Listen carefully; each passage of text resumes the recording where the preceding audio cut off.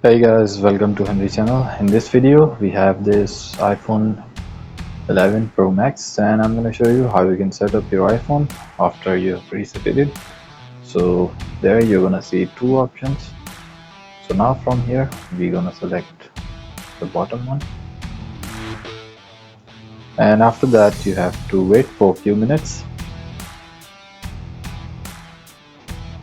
It may take up to 10 minutes, so just wait here. And that's it guys. Now simply tap continue, setup, note now, create a passcode, or you can even skip this option.